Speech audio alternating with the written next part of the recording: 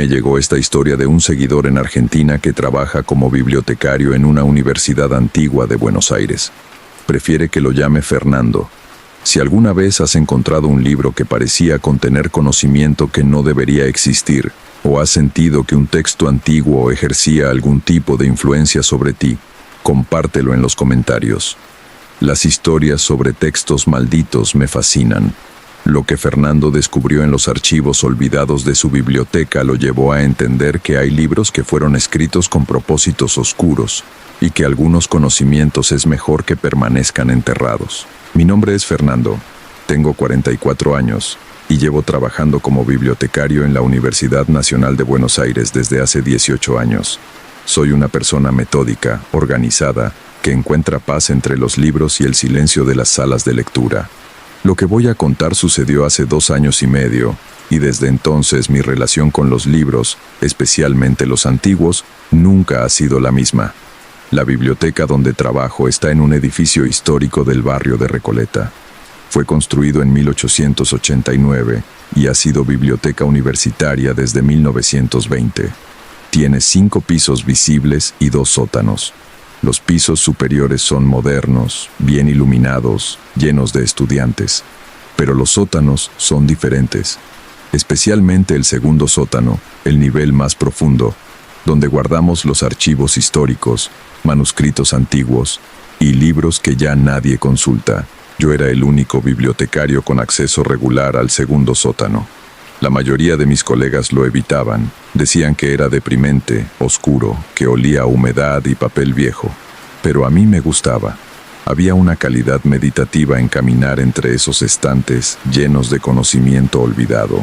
Todo comenzó en septiembre de 2021. La universidad había recibido una donación grande de libros antiguos de una colección privada. El dueño había fallecido y sus herederos querían deshacerse de su biblioteca personal. Eran cientos de volúmenes, algunos del siglo XIX, otros incluso más antiguos. Mi trabajo era catalogar la colección, determinar qué era valioso y qué era duplicado, y encontrar el lugar apropiado para cada libro. Era un proyecto que me tomaría meses, pero lo disfrutaba. Cada libro era un pequeño mundo esperando ser redescubierto. Estaba catalogando la donación en una mesa de trabajo en el segundo sótano cuando encontré algo extraño. Una caja que no estaba en el inventario oficial. Era de madera oscura, casi negra, con diseños tallados que no reconocí, y estaba cerrada con un candado viejo, oxidado. Curioso, murmuré. Busqué la llave entre los objetos que habían venido con la donación, pero no encontré nada. Finalmente usé un cortafríos para romper el candado. Cuando abrí la caja, un olor extraño salió. No era simplemente olor a libro viejo. Era algo más. Dulzón pero también metálico, como sangre seca mezclada con incienso. Dentro había un solo libro. Era grande, del tamaño aproximado de un atlas, con unas 500 páginas. La cubierta era de cuero negro, agrietado por los años.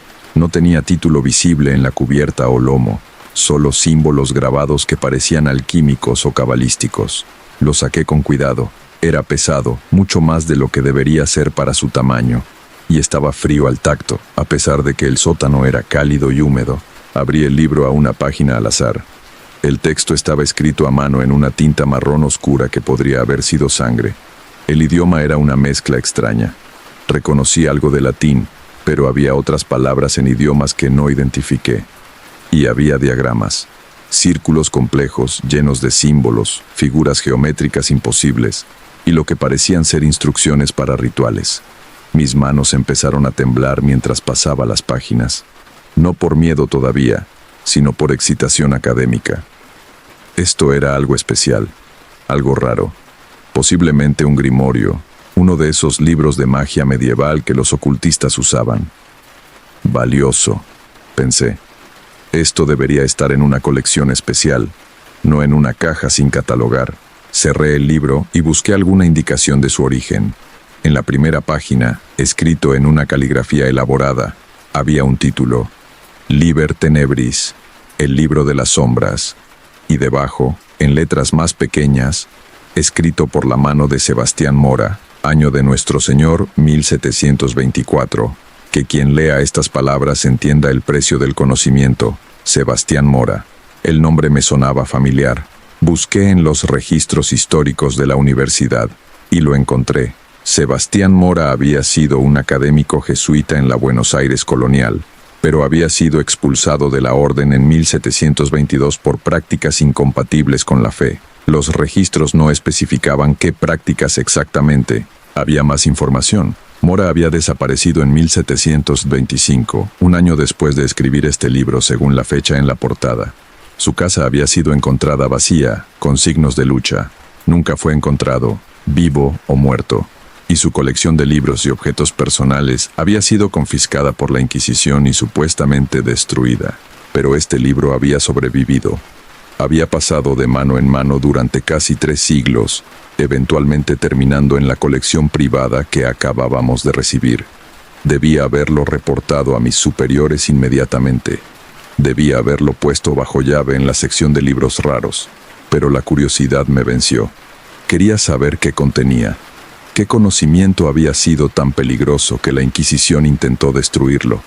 Esa noche, después de que todos se fueron, me quedé en el sótano con el Liber Tenebris. Tenía una lámpara de escritorio y mi cuaderno de notas. Comencé a traducir el texto metódicamente. Los primeros capítulos eran sobre la naturaleza de la realidad. Mora argumentaba que el mundo visible era solo una cáscara, una ilusión, que había capas más profundas de existencia, dimensiones que se superponían con la nuestra pero que eran invisibles para los sentidos normales. Hasta ahí, nada demasiado inusual. Muchos textos esotéricos antiguos hablaban de realidades ocultas, pero entonces llegué al tercer capítulo, titulado De contacto con lo invisible. Ahí, Mora describía métodos para adelgazar el velo entre dimensiones, rituales específicos usando palabras de poder, símbolos dibujados con materiales específicos, realizados en momentos astrológicos precisos. Decía que al hacer estos rituales, uno podía ver y eventualmente comunicarse con las entidades que habitaban esas otras dimensiones. Pero cuidado, escribía Mora. No todas las entidades son benévolas. Algunas son neutrales, indiferentes a la humanidad. Otras son activamente hostiles.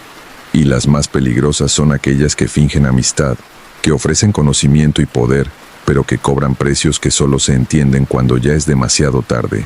Continué leyendo, fascinado. Mora describía sus propios experimentos, cómo había comenzado con rituales menores, contactando con lo que él llamaba espíritus menores o ecos, pero gradualmente había progresado a entidades más poderosas, y entonces encontré un pasaje que me hizo detenerme. En el año de 1723 realicé el ritual del umbral. Abrí una puerta que nunca debía abrir. Lo que vino a través, no tengo palabras adecuadas. No era demoníaco en el sentido tradicional. Era algo más antiguo, más fundamental. Me ofreció conocimiento absoluto. Entendimiento completo de los misterios del universo. Todo lo que tenía que hacer era permitirle anclarse en nuestra realidad. Usar mi cuerpo como punto de entrada. Casi acepté. El conocimiento que me mostraba era embriagador. Pero en el último momento vi la verdad. Si le permitía entrar completamente, yo dejaría de existir. Sería consumido, reemplazado, y la entidad usaría mi forma para atraer a otros de su clase. Logré cerrar el portal, pero no completamente. Una grieta permaneció, y a través de esa grieta, la entidad aún puede susurrar, aún puede tentar, aún puede corromper a aquellos lo suficientemente tontos para escuchar. Por eso escribo este libro, como advertencia, como confesión y como sello. Las palabras en este libro contienen poder, pero también contienen ataduras. Mientras este libro exista, la grieta permanece pequeña, controlada. Si este libro es destruido, la grieta se ensanchará. Pero si alguien lee el libro completo, realizando los rituales en orden, la puerta se abrirá otra vez. No lean más allá de este punto, ya han visto demasiado. Cierren este libro, quémenlo si pueden, entiérrenlo si no pueden destruirlo, pero no lean más. Debí haberle hecho caso. Debí haber cerrado el libro ahí mismo. Pero la curiosidad es un veneno seductor. Solo un poco más, me dije, solo para entender. Pasé la página. El cuarto capítulo comenzaba con el ritual exacto que Mora había usado. El ritual del umbral. Instrucciones paso por paso. Símbolos que debían ser dibujados. Palabras que debían ser pronunciadas. Tiempos específicos cuando el ritual era más efectivo. Y al leerlo, sentí algo. Una presencia. Como si algo en el otro lado estuviera prestando atención. Como si al simplemente leer las palabras, estuviera estableciendo una conexión. Ridículo, me dije. Son solo palabras en un libro viejo. No tienen poder real. Pero el sótano de repente se sentía más frío, y en el silencio absoluto, juré que podía escuchar algo. Un susurro apenas audible, como si alguien hablara en una habitación lejana. Cerré el libro de golpe. Mi corazón latía rápido. Miré alrededor del sótano. Estaba solo. Por supuesto que estaba solo. Era medianoche. El edificio estaba cerrado. Yo era el único con llave para el segundo sótano. Pero la sensación de ser observado no desaparecía. Y ese susurro, todavía podía escucharlo. No con mis oídos, sino en mi mente. Palabras en un idioma que no conocía, pero que de alguna forma entendía. Curioso, susurraban. Hambriento de conocimiento, como Mora, como todos los que encuentran este libro.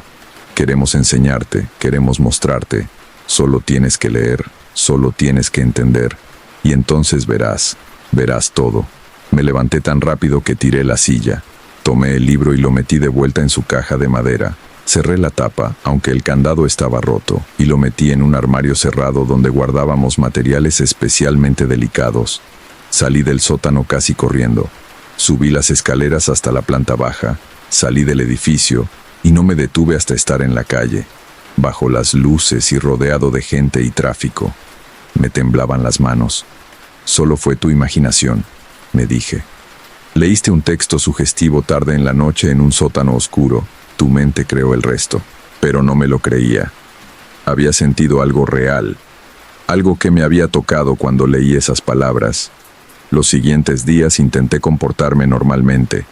Trabajé en otros proyectos de catalogación, ayudé a estudiantes, hice mis tareas rutinarias, pero no podía dejar de pensar en el libro.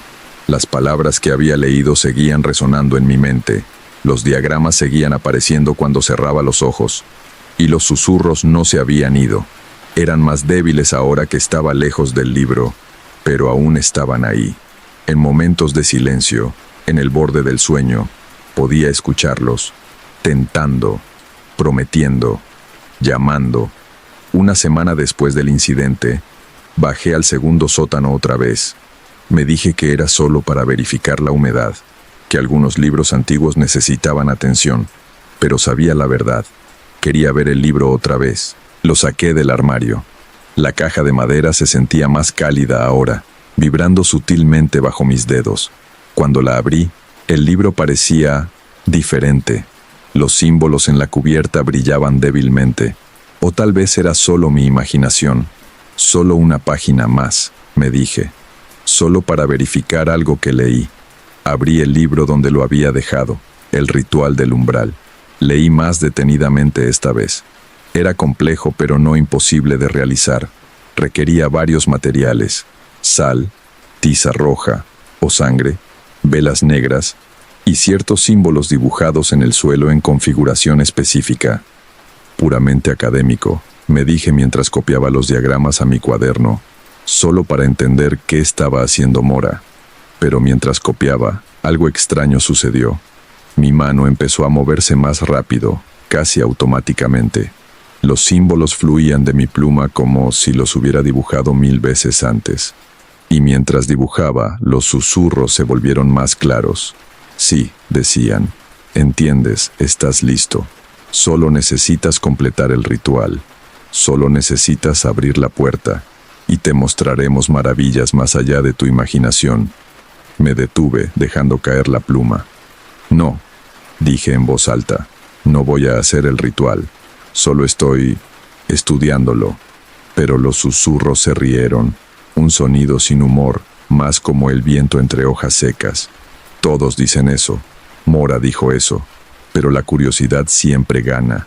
El deseo de saber, de entender, de experimentar. Es la naturaleza humana, y ya has ido demasiado lejos para detenerte ahora. Cerré el libro violentamente, pero sabía que tenían razón. Una parte de mí quería hacer el ritual, quería ver si funcionaba, quería saber qué había del otro lado. Esto es una locura, me dije. Estos son los pensamientos de alguien que ha perdido el juicio. Necesito deshacerme de este libro antes de que haga algo estúpido. Decidí que el libro necesitaba ser puesto en custodia apropiada. Llamé al departamento de textos raros de la Biblioteca Nacional. Les expliqué que teníamos un grimorio del siglo XVIII que requería preservación especializada. Vinieron una semana después. 2 especialistas, el doctor Ramírez y la doctora Soto. Les mostré el libro. Ambos palideció visiblemente cuando lo vieron. ¿Dónde encontraron esto?, preguntó el doctor Ramírez con voz tensa. Vino con una donación privada. ¿Por qué? ¿Lo reconocen? No este libro específicamente, pero sí su tipo, dijo la doctora Soto. Hay registros de varios grimorios similares apareciendo a lo largo de la historia. Todos escritos por diferentes personas en diferentes épocas, pero con contenido sorprendentemente similar.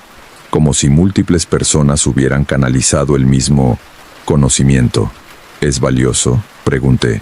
Valioso y peligroso, respondió el doctor Ramírez. Estos libros tienen una historia. Personas que los leen tienden a deteriorarse mentalmente. Algunos se vuelven obsesivos, otros tienen colapsos psicóticos, algunos simplemente desaparecen.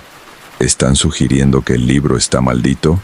Estoy sugiriendo que contiene información que la mente humana no está equipada para procesar, dijo la doctora Soto. Llamémoslo maldición, llamémoslo peligro informático. El resultado es el mismo. Este libro no debería ser leído. Entonces, ¿qué hacen con él? Lo sellamos. Tenemos una bóveda especial para textos como este. Clima controlado, acceso restringido, múltiples capas de seguridad. El doctor Ramírez me miró con seriedad. ¿Usted lo leyó? Dudé. Luego asentí. Parte de él. Los primeros 4 capítulos. Ambos especialistas intercambiaron miradas preocupadas. ¿Ha experimentado algún efecto secundario?, preguntó la doctora Soto. Susurros, visiones, impulsos inusuales. Yo, sí, un poco. Eso pasará con el tiempo, ahora que estará alejado del libro, me aseguró. El efecto es más fuerte en proximidad física. Una vez que el libro esté en la bóveda, los síntomas deberían desvanecerse.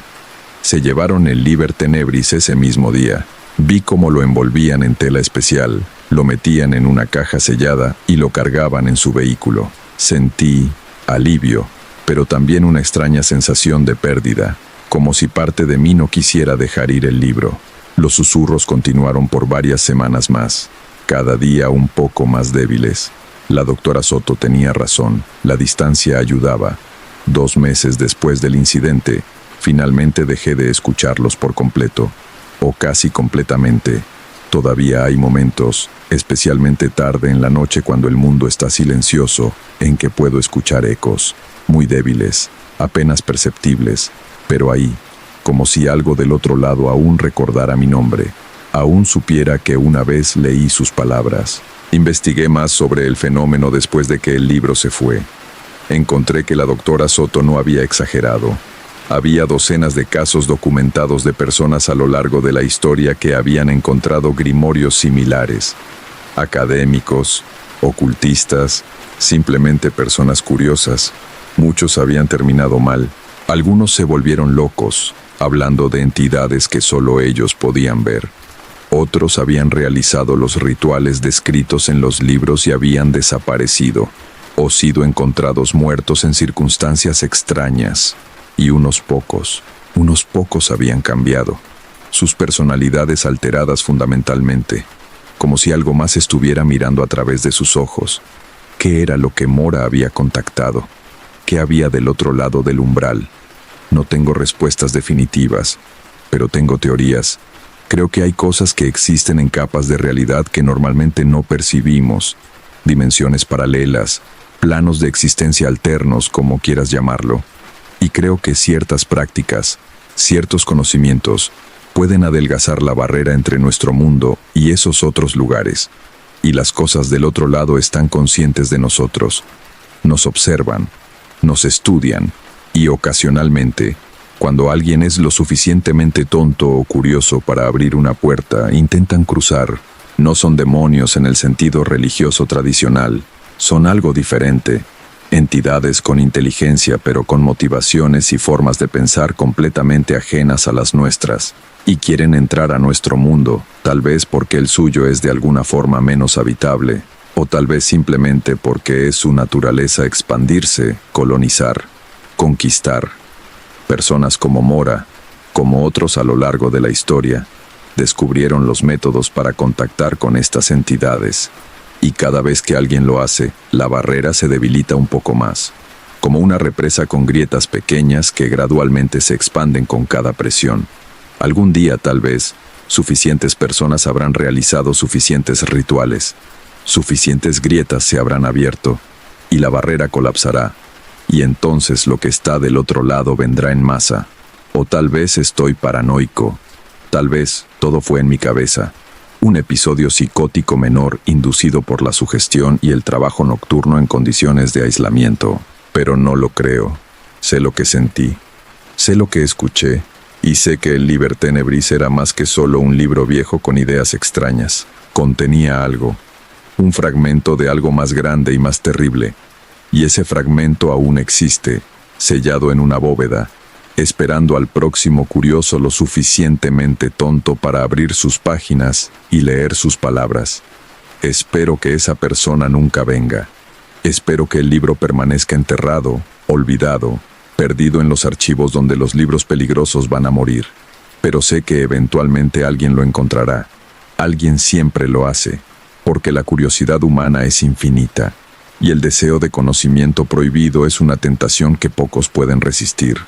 Solo espero que cuando esa persona lea el libro, tengan la sabiduría de cerrarlo antes de llegar demasiado lejos, antes de que los susurros comiencen, antes de que la puerta empiece a abrirse, porque una vez que comienzas ese camino, es muy difícil regresar, y lo que espera del otro lado nunca olvida, nunca deja ir, siempre está ahí, susurrando, esperando, listo para cuando bajes la guardia. Así concluye el testimonio de Fernando. Me dijo que desde entonces ha sido mucho más cauteloso con los libros antiguos que cataloga, especialmente aquellos que vienen de colecciones privadas sin documentación clara. El Liber Tenebris permanece en la bóveda de la Biblioteca Nacional, y Fernando no tiene intención de volver a verlo. Si alguna vez has encontrado un libro o texto que parecía ejercer algún tipo de influencia sobre ti, que te hacía sentir o pensar cosas extrañas, compártelo en los comentarios. Estos objetos existen más de lo que pensamos. Si disfrutaste esta historia, suscríbete para más contenido cada semana. Y ten cuidado con los libros que eliges leer. Algunos conocimientos tienen precio. Nos escuchamos en la próxima.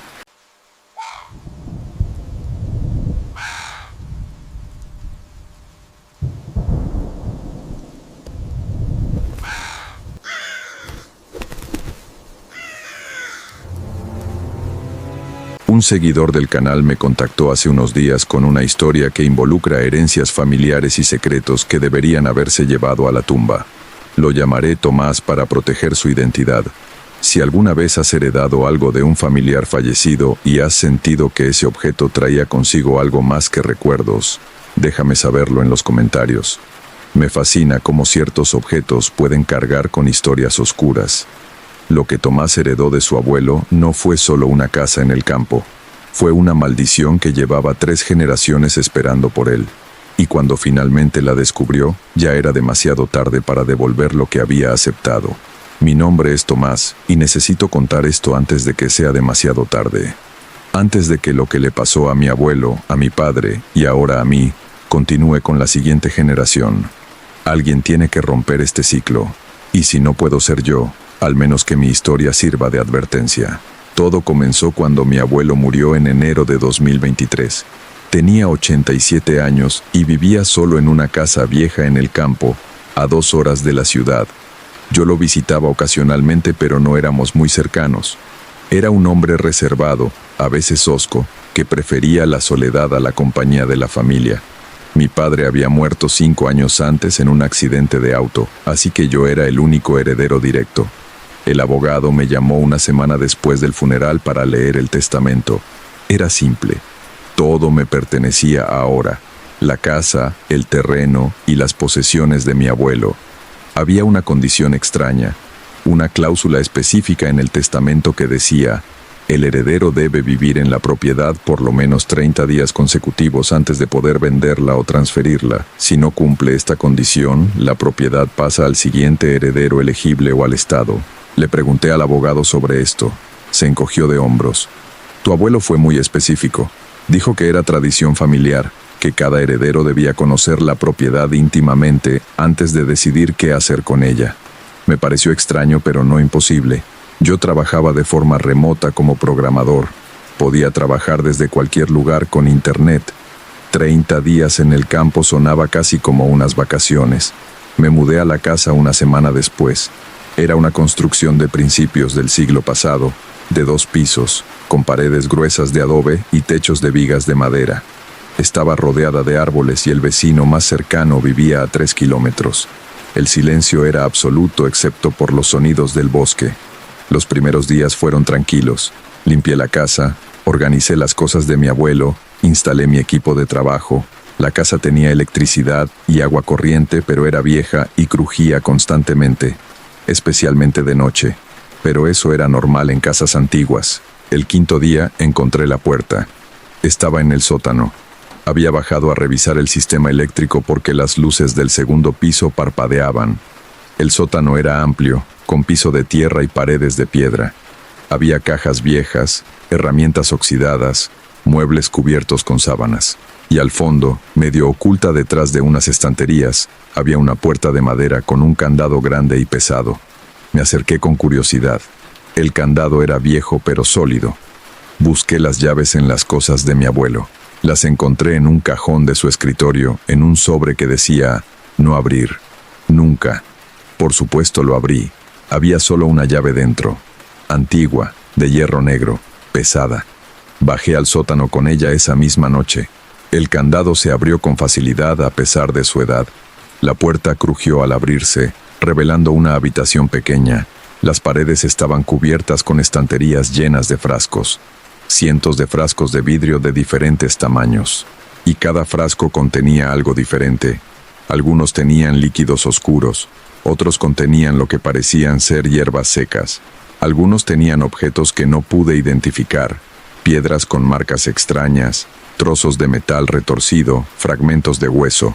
Y todos los frascos estaban etiquetados, pero las etiquetas no tenían nombres de hierbas o ingredientes, tenían nombres de personas. María Sánchez, 1967, Roberto Campos, 1982, Elena Vargas, 1995, Daniel Ruiz, 2008, docenas de nombres, docenas de fechas. Algunos frascos tenían etiquetas amarillentas y viejas, otros eran más recientes. En el centro de la habitación había una mesa, y sobre la mesa había un libro, un grimorio viejo con tapas de cuero negro y páginas amarillentas por el tiempo. Lo abrí con manos temblorosas. Estaba escrito en español antiguo, difícil de leer, pero pude entender lo suficiente. Era un libro de brujería, de magia oscura, hechizos, rituales, instrucciones para hacer pociones y maldiciones. Y había anotaciones en los márgenes, la letra de mi abuelo, fechas, observaciones, resultados de hechizos que había realizado. Sentí náuseas. Mi abuelo había practicado brujería durante décadas, y todos esos frascos eran componentes de sus hechizos, cada uno vinculado a una persona específica. Cerré el libro y salí de esa habitación. Cerré la puerta y puse el candado de nuevo. Subí las escaleras casi corriendo. Necesitaba aire fresco. Necesitaba procesar lo que había visto. Esa noche no pude dormir. Seguía pensando en esos frascos, en esos nombres. ¿Qué les había hecho mi abuelo a esas personas? ¿Eran víctimas? ¿O eran clientes que le habían pedido ayuda? A la mañana siguiente, busqué en internet algunos de los nombres que recordaba. María Sánchez había muerto en 1967 en un accidente doméstico. Roberto Campos había desaparecido en 1982. Nunca fue encontrado. Elena Vargas había tenido un colapso mental en 1995 y pasó el resto de su vida en una institución. Todos los nombres que busqué terminaban en tragedia: muerte, desaparición, locura, ruina. Mi abuelo no solo había practicado brujería, había maldecido gente durante décadas y había guardado componentes de cada maldición en esos frascos. Debería haber llamado a las autoridades, o al menos haber destruido todo, pero algo me detuvo.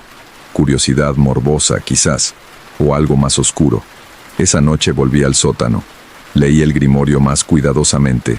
Las instrucciones eran detalladas: cómo conseguir objetos personales de las víctimas, cómo preparar pociones, cómo realizar rituales bajo la luna llena, y lo más importante, cómo la magia oscura tenía un precio. Cada maldición lanzada regresa triplicada, decía una anotación de mi abuelo, pero puede ser transferida, puede ser absorbida por objetos, por lugares, por descendientes.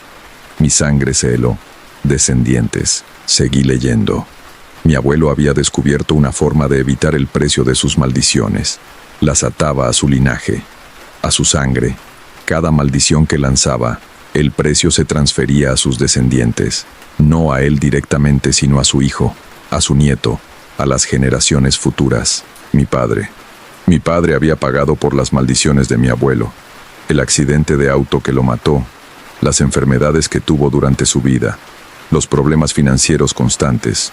Todo era el precio de la magia oscura que mi abuelo había practicado, y ahora yo había heredado no solo la casa, había heredado las deudas, las maldiciones que aún no habían sido pagadas completamente.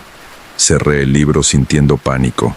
Tenía que irme, tenía que salir de esa casa antes de que fuera demasiado tarde. Pero cuando intenté subir las escaleras del sótano, la puerta estaba cerrada. Empujé, jalé, golpeé, no se movía. Era como si estuviera sellada. Escuché voces, susurros que venían de la habitación con los frascos, palabras que no podía entender pero que resonaban en mis huesos. La puerta del sótano se abrió sola 1 hora después. Subí corriendo y empaqué mis cosas. Tenía que irme. Los 30 días del testamento no importaban. Prefería perder la herencia a quedarme un día más. Pero mi auto no arrancaba. La batería estaba muerta y mi teléfono no tenía señal. El internet había dejado de funcionar. Estaba atrapado. Esa noche, los susurros comenzaron. Venían de las paredes, del techo, del piso. Voces que decían mi nombre. Voces que susurraban palabras en idiomas antiguos. Voces que reían. Y empecé a ver cosas. Sombras que se movían en las esquinas de mi visión.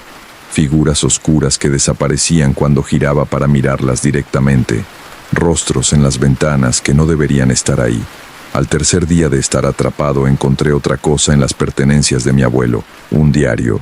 No el grimorio, sino un diario personal donde escribía sus pensamientos. Las entradas eran perturbadoras. Hablaba de cómo había aprendido brujería de su propio padre, de cómo era una tradición familiar que se remontaba a generaciones, de cómo cada hijo varón heredaba no solo el conocimiento sino también las deudas acumuladas.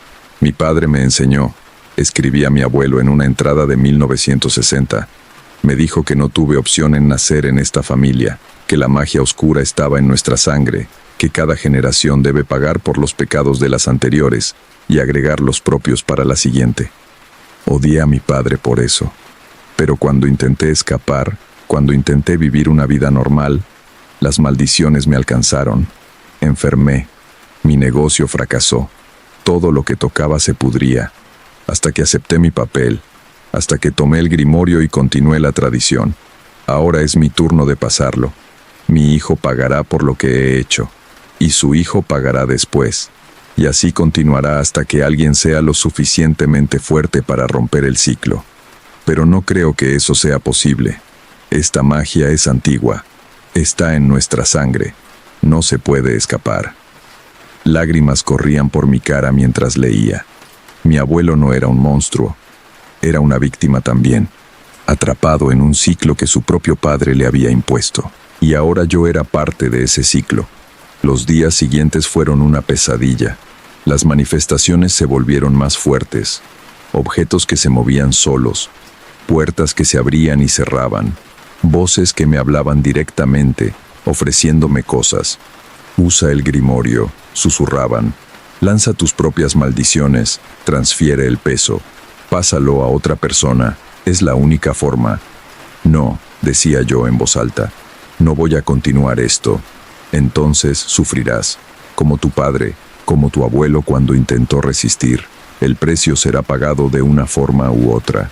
Busqué desesperadamente en el grimorio una forma de romper el ciclo. Tenía que haber algo, una manera de terminar esto sin transferirlo a otra persona.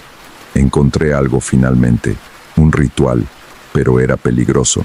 Requería que yo aceptara todas las maldiciones a la vez, todas las deudas acumuladas por generaciones.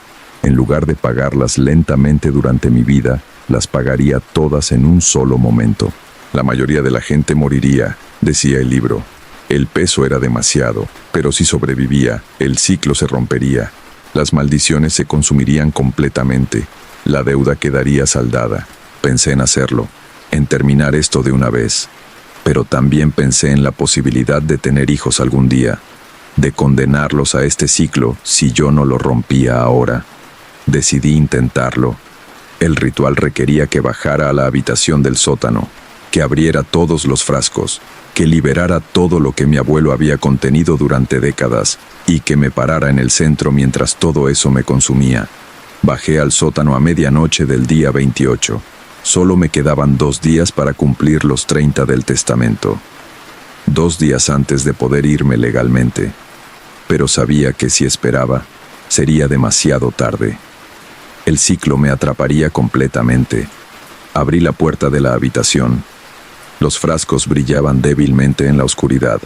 Podía sentir la energía emanando de ellos. Malicia concentrada, dolor destilado, sufrimiento embotellado. Empecé a abrir los frascos uno por uno.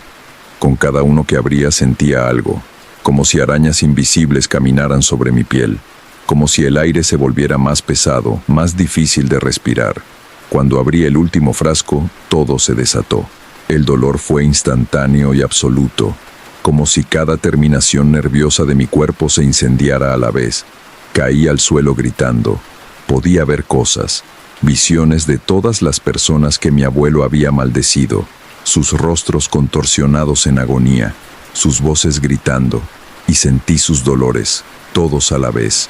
La mujer que murió quemada, el hombre que se ahogó lentamente, la niña que enloqueció hasta no reconocer a su propia familia. Cada sufrimiento, cada muerte, cada momento de terror, las sentí todas.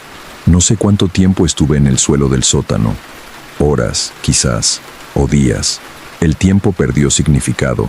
Solo existía el dolor y las visiones y el peso aplastante de décadas de maldiciones cayendo sobre mí. Pero eventualmente terminó.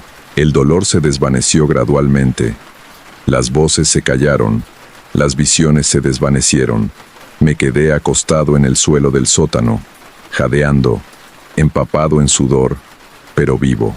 Los frascos estaban vacíos. El aire en la habitación se sentía más ligero, como si algo que había estado presionando contra la realidad finalmente se hubiera liberado. Me arrastré escaleras arriba.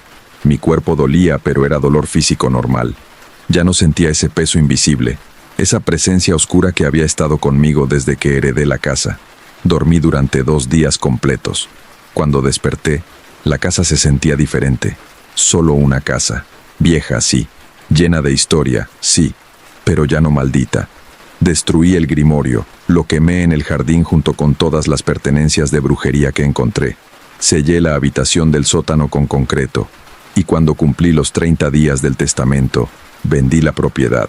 Eso fue hace 8 meses. Desde entonces he estado recuperándome.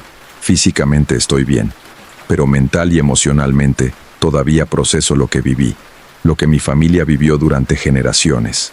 A veces me pregunto si realmente rompí el ciclo, si las maldiciones están verdaderamente terminadas o si solo están dormidas, esperando. Me pregunto si hice lo correcto al aceptar todo ese dolor de una vez en lugar de dejarlo fluir lentamente durante mi vida. Pero sé una cosa con certeza, no tuve hijos y no los tendré, porque aunque creo que rompí el ciclo, no puedo estar completamente seguro, y no voy a arriesgar condenar a otra generación a lo que yo viví. La herencia de mi abuelo no fue dinero o propiedad, fue sufrimiento, fue deudas kármicas acumuladas durante generaciones, fue la carga de magia oscura practicada por personas desesperadas que pensaron que podían evitar el precio. Pero el precio siempre se paga, de una forma u otra, inmediatamente o después, por ti o por tus descendientes. La magia oscura no perdona, no olvida y no hace excepciones. Si alguien les ofrece poder, si alguien les promete que pueden cambiar su destino con hechizos y rituales, si alguien les dice que la magia negra es solo una herramienta neutral, no les crean, porque vi lo que hace, vi las víctimas, vi los costos, vi cómo corrompe no solo a quien la practica, sino a generaciones enteras. Mi abuelo probablemente empezó con buenas intenciones. Quizás su padre también. Quizás todos en mi línea familiar que practicaron esta magia pensaron que estaban ayudando, que podían controlarla, que podían evitar las consecuencias. Pero nadie puede. El precio siempre se cobra. Y cuanto más intentas evitarlo, más alto se vuelve. Visito la tumba de mi padre a veces. Le pido perdón. Por no haber sabido. Por no haber podido romper el ciclo antes. Por todo el sufrimiento que tuvo que soportar pagando por pecados que no cometió. Y visito la tumba de mi abuelo también. No con odio, con lástima. Porque él también fue víctima. Atrapado por su propio padre en un ciclo que probablemente quiso romper pero no supo cómo. La casa donde viví esos 30 días fue comprada por una familia joven. A veces me pregunto si deberían haber advertido algo en la escritura de venta, pero la casa está limpia ahora. El sótano está sellado, el grimorio está destruido, los frascos están vacíos. Lo que sea que vivía ahí se consumió cuando acepté todas las maldiciones. Cuando pagué la deuda completa. O eso espero. Porque si me equivoco, si algo quedó atrás, si el ciclo continúa de alguna forma que no entiendo, entonces que Dios ayude a quien sea que lo herede después. Esa fue la historia de Tomás. Me dijo que ahora vive una vida tranquila, que ha buscado ayuda profesional para procesar todo lo que vivió, y que cada día que pasa sin manifestaciones extrañas lo hace creer un poco más que realmente rompió el ciclo. Si alguna vez has heredado algo que trajo consigo más de lo que esperabas, o si en tu familia hay historias sobre prácticas que nadie quiere discutir abiertamente, compártelo en los comentarios. A veces los secretos familiares más oscuros son aquellos que se pasan de generación en generación sin que nadie cuestione su origen. Cuídate y recuerda que no todas las herencias son bendiciones. Algunas cargan con deudas que nunca pedimos pagar. Nos vemos en la próxima historia.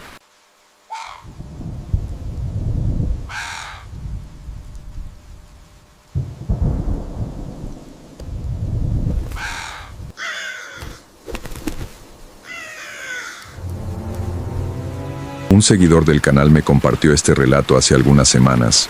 Prefiere que lo llame simplemente Daniel, y vive en la Ciudad de México. Lo que me contó sobre el año que pasó en cierto apartamento me dejó completamente perturbado. Si alguna vez has vivido en un lugar donde sentías que algo no estaba bien, donde la atmósfera misma parecía estar cargada de algo oscuro, cuéntamelo en los comentarios. Me fascina cómo algunos espacios parecen retener energías o presencias que no podemos explicar. Ahora, esta es la historia de Daniel y el apartamento al que nunca debió mudarse. Un lugar donde cada noche traía algo nuevo, algo peor, hasta que finalmente entendió la terrible verdad. Me llamo Daniel y necesito contar esto porque si no lo hago, siento que voy a enloquecer. Lo que viví en ese apartamento cambió mi forma de ver el mundo. Cambió mi forma de dormir. Cambió quién soy. Esto sucedió hace 2 años. Yo tenía 26 años y acababa de conseguir un trabajo decente en una empresa de marketing en la Ciudad de México. Vivía con mis padres en Naucalpan, pero el trayecto al trabajo era de casi 2 horas cada día. Estaba cansado de perder 4 horas diarias en el tráfico, así que decidí buscar un lugar para vivir solo, cerca de mi trabajo en la colonia Condesa. El problema era mi presupuesto. La Condesa no es barata, y con mi salario de entrada solo podía permitirme algo muy básico. Busqué durante semanas sin encontrar nada que pudiera pagar. Entonces encontré el anuncio en un grupo de Facebook. Apartamento en renta Condesa, 4,500 pesos mensuales. Un dormitorio, baño completo, cocina integrada, Cuarto piso, disponible inmediatamente. El precio era ridículamente bajo para la zona, casi la mitad de lo que costaban otros lugares similares. Pensé que debía tener algún defecto grave, pero decidí verlo de todas formas. El edificio estaba en una calle tranquila, arbolada, hermosa. Era un edificio art deco de los años 40, bien mantenido por fuera. El propietario, un señor de unos 60 años llamado Don Ernesto, me recibió en la entrada. ¿Vienes por el apartamento del cuarto piso?, preguntó con una expresión extraña. No era exactamente desagradable, pero había algo en sus ojos, una advertencia silenciosa que no supe leer en ese momento. Sí, señor. Vi el anuncio. Sígueme. Subimos las escaleras. El edificio era tranquilo. Escuché televisión en algunos apartamentos, niños jugando en otro. Normal, ordinario. Pero cuando llegamos al cuarto piso, la atmósfera cambió. No sé cómo explicarlo. El aire se sentía más pesado, más frío. El pasillo estaba más oscuro que los demás, aunque tenía las mismas ventanas. Había 4 puertas en ese piso. Don Ernesto caminó hasta la última, la del fondo. Apartamento 4D. Este es, dijo, sacando las llaves. ¿Los otros apartamentos de este piso están ocupados?, pregunté. No, están vacíos, por ahora. Abrió la puerta. El apartamento era pequeño pero funcional. Una sala-comedor con cocina integrada, una habitación con closet empotrado, un baño completo. Estaba amueblado básicamente: una cama, un sofá viejo, una mesa pequeña, algunos estantes. Las paredes estaban pintadas de blanco, aunque la pintura se veía desgastada en algunos lugares. Tenía una ventana grande en la sala que daba a la calle, con buena luz natural. La habitación tenía una ventana más pequeña que daba a un patio interior. ¿Por qué está tan barato?, pregunté directamente. Don Ernesto suspiró. Seré honesto contigo porque pareces buen muchacho. Este apartamento ha tenido problemas para mantener inquilinos. La gente se muda rápido, 1 mes, 2 meses como máximo. Dicen que escuchan cosas, que se sienten incómodos. ¿Qué tipo de cosas escuchan? Ruidos, pasos, voces, las quejas típicas.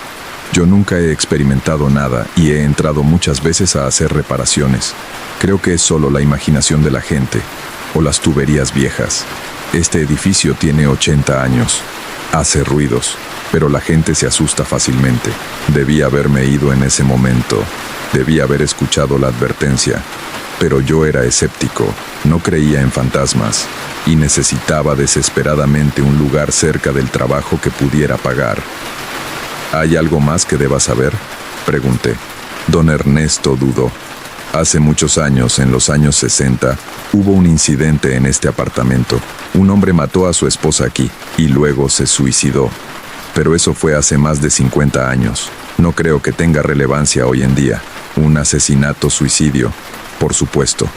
Típico de apartamentos baratos con historias. Pero yo era joven, arrogante, racional. No me iban a asustar viejas historias. Lo tomo, dije. Don Ernesto asintió, aunque vi un destello de algo en sus ojos. ¿Pena? ¿Preocupación? Muy bien. Necesito 1 mes de depósito y el primer mes por adelantado. Sin contrato largo, mes a mes. Puedes irte cuando quieras. Firmamos el acuerdo ese mismo día.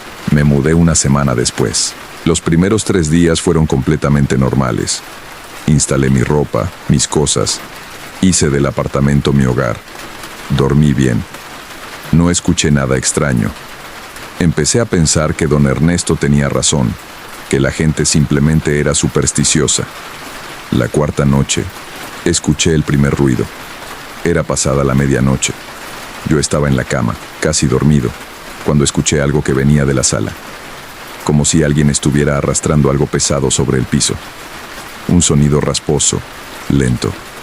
Scrape, scrape, scrape.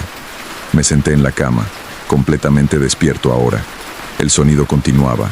Mi corazón latía rápido. Agarré mi teléfono y activé la linterna.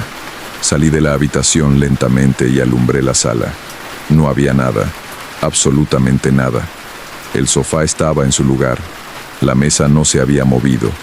Todo estaba exactamente como lo había dejado. El sonido se detuvo en el momento en que entré a la sala. Probablemente los vecinos, pensé. Aunque recordé que los otros apartamentos del cuarto piso estaban vacíos. Tal vez alguien del tercer piso. Volví a la cama e intenté dormir. Pero el sonido regresó 1 hora después. Mismo sonido, misma duración. Y se detuvo en el momento en que encendí la luz.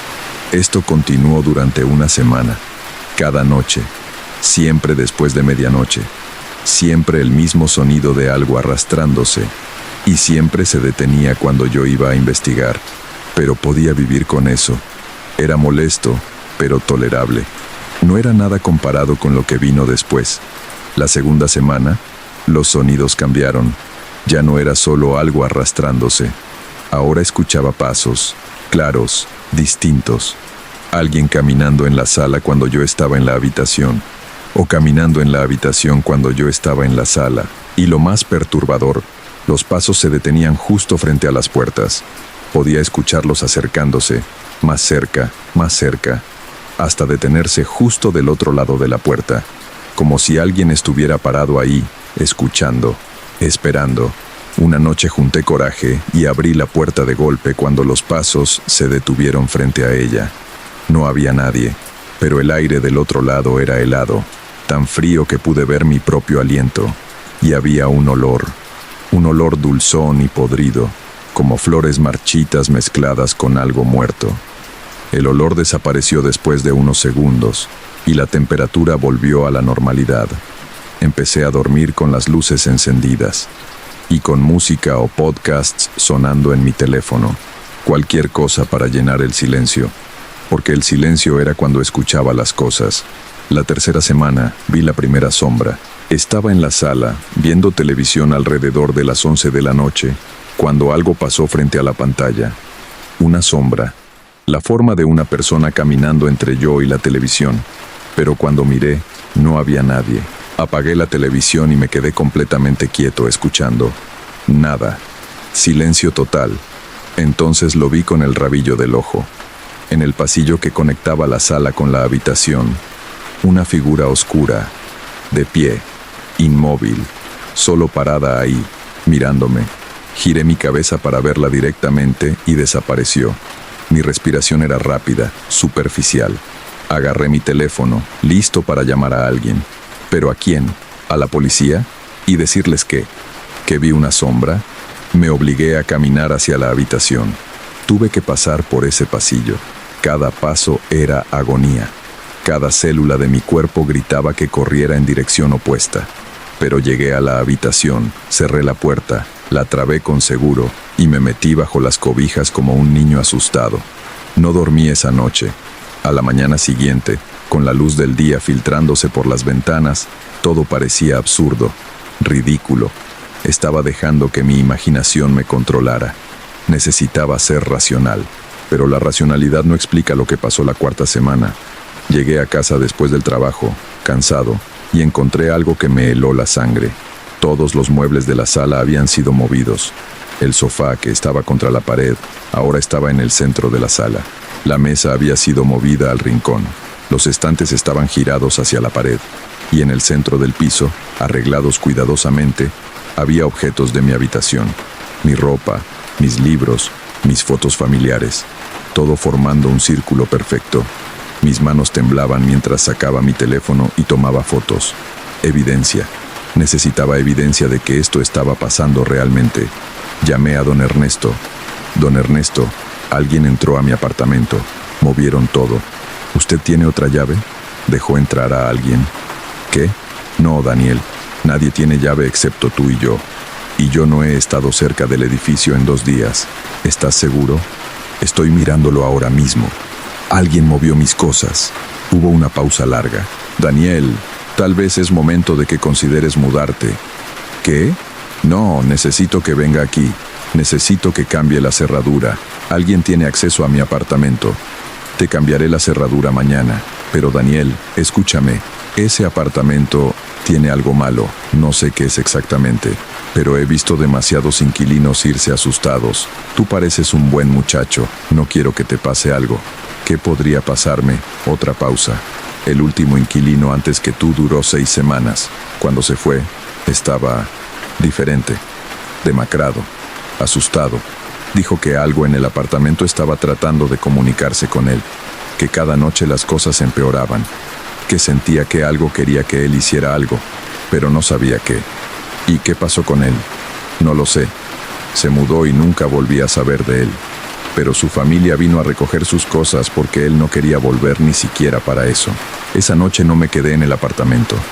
Fui a un hotel barato cerca de mi oficina. Necesitaba pensar. Necesitaba decidir qué hacer. Podía mudarme, perder el depósito, el mes adelantado, buscar otro lugar, o podía quedarme. Enfrentar lo que fuera que estaba pasando. Decidí quedarme. Todavía no sé por qué. Orgullo tal vez, o estupidez. Probablemente ambos. Don Ernesto cambió la cerradura al día siguiente. Nueva cerradura, nuevas llaves, solo 2 copias, una para mí, una para él. Me sentí un poco mejor, más seguro. Pero esa noche, cuando llegué a casa, todos los muebles habían sido movidos otra vez. Exactamente de la misma forma. Círculo de objetos en el centro. Todo idéntico a la noche anterior. La nueva cerradura no había servido de nada. Esa fue la noche en que decidí investigar. Busqué en internet sobre el edificio, sobre el apartamento 4D, sobre el asesinato-suicidio de los años 60. Encontré un artículo de periódico de 1967. La historia era peor de lo que don Ernesto me había contado. Roberto Salazar, de 32 años, había matado a su esposa Marina en el apartamento 4D, pero no había sido rápido. Según el artículo, la había mantenido cautiva durante 3 días, torturándola psicológicamente, moviéndola de habitación en habitación, obligándola a participar en rituales que el artículo no especificaba. Los vecinos habían escuchado gritos, pero asumieron que era una pelea marital. Nadie llamó a la policía, nadie intervino. Al 4.º día, Roberto la estranguló y luego se colgó de la viga del techo de la sala. Los encontraron una semana después cuando los vecinos notaron el olor. Pero había algo más en el artículo, un detalle que me hizo vomitar. Roberto había dejado una nota, una sola línea escrita con su propia sangre en la pared de la habitación. Ahora entiendo, ahora soy libre. Los que vengan después entenderán también. ¿Qué significaba eso? Entender que, esa noche, decidí quedarme despierto. Completamente despierto. Quería ver qué pasaba. Quería enfrentar lo que fuera que estaba en ese apartamento. Me senté en el sofá con todas las luces encendidas. Café en una mano. Teléfono grabando video en la otra. Medianoche pasó sin incidentes. La 1 de la madrugada. Las 2. A las 3 de la madrugada, las luces comenzaron a parpadear. Encendidas. Apagadas. Encendidas. Apagadas. Y entonces, todas se apagaron al mismo tiempo. Oscuridad total. Mi teléfono murió. A pesar de que tenía batería completa, simplemente se apagó. Y en la oscuridad, escuché una voz. No venía de ninguna dirección específica. Era como si viniera de todas partes al mismo tiempo, o de dentro de mi propia cabeza. Era una voz masculina, tranquila, casi amable. Finalmente estás listo para escuchar. No respondí. No podía. Mi garganta estaba cerrada por el miedo. Sé que tienes preguntas, sé que tienes miedo. Todos tienen miedo al principio, pero el miedo pasa y luego viene el entendimiento. ¿Qué eres?, logré preguntar con voz temblorosa. Fui Roberto, antes, pero ahora soy más que eso. Ahora soy parte de este lugar, parte de sus paredes, parte de su memoria. ¿Qué quieres de mí? Quiero que entiendas lo que yo entendí. Quiero que veas lo que yo vi. Hay cosas más allá del velo, cosas que la mayoría nunca verá.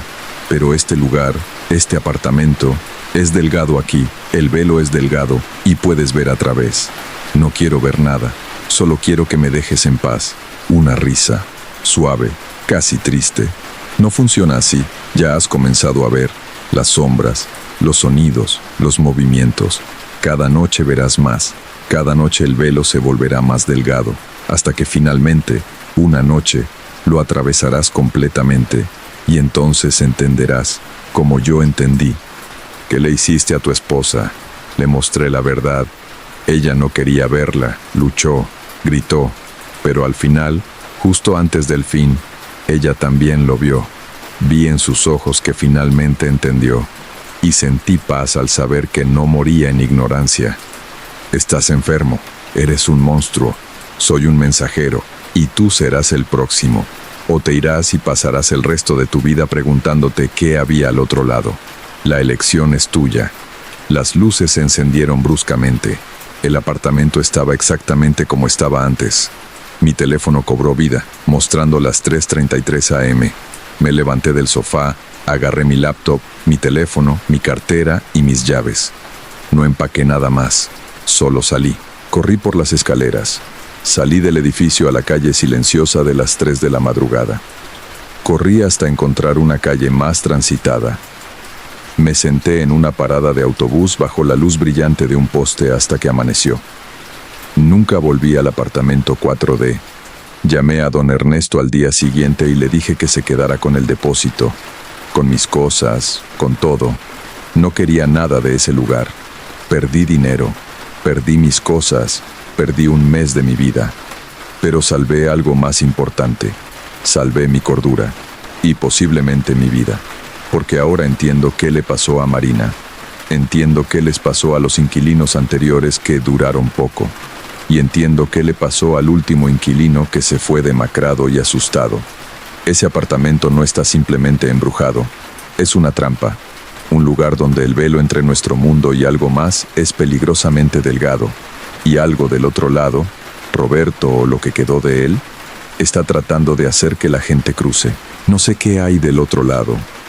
No quiero saberlo. Ahora vivo con un compañero de cuarto en un apartamento normal, lejos de la Condesa. Duermo con las luces encendidas algunas noches. Evito estar solo en lugares demasiado silenciosos. Y nunca busco apartamentos sospechosamente baratos.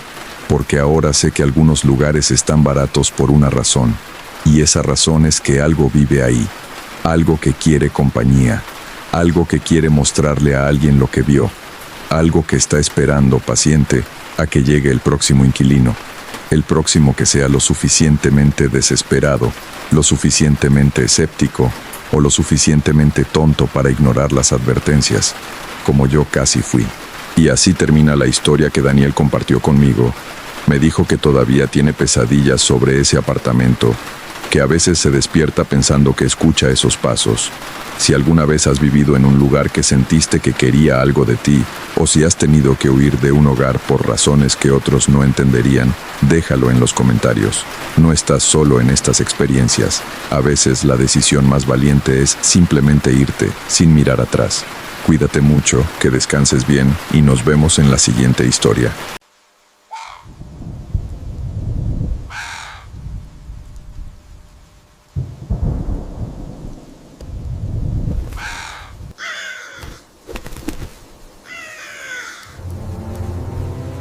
Hace unas semanas recibí un mensaje de una seguidora llamada Andrea.